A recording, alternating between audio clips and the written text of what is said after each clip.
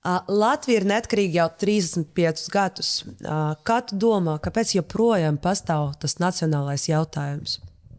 Krievi latvieši, kā viņi tautā sauc. Tie, laikam, ir jāuzdod tas pats vecais labais romiešu teiciens, kam tas ir izdevīgi. Ja? Iedomāsimies, ka mums šīs problēmas vispār nav. Mēs esam visi vienoti, nav nekādu vairāk ķīviņu. Uzreiz parādās tas jautājums, ar ko nodarbosies, piemēram, tāda partija kā Nacionāla apvienība, kur pilnībā visa ir būvēta uz šī nacionālā jautājuma.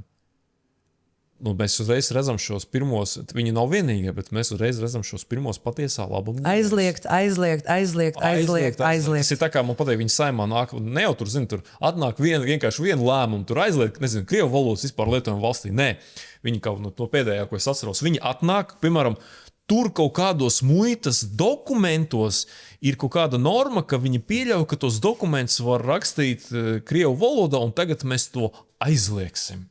Un viņi katru nedēļu šādu stāstu, kā mēs strādājam. Paskatieties, mēs taču cīnāmies par to latvisku Latviju.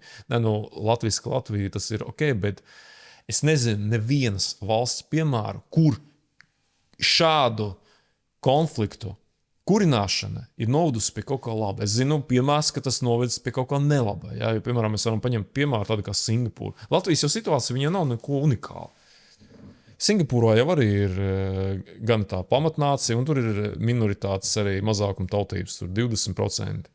Bet ko viņi darīja? Kā mēs redzam, patiešām stipra valsts, tā ir vienota valsts. Tā ir viena no bagātākajām valstīm, un pie tam vēl Singapūra dzīvo blakus tādai lielvalstī kā Malaizija, kurai ir arī ļoti tādas interesantas vēsturiskas pretenzijas pret Singapūru.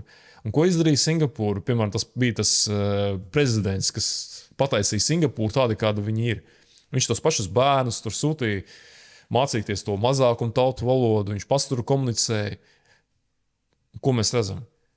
Ko var, piemēram, tāda pati Malaizija, kādā veidā viņi apdraudēt tādu Singapūru, kurā IKP uz vienu iedzīvotāju ir 8 reizes lielāks nekā Malaizijā. Tas ir atkal stāsts par tām drošības garantijām. Kādas var būt vēl drošības garantijas labākas kā augsts dzīves līmenis?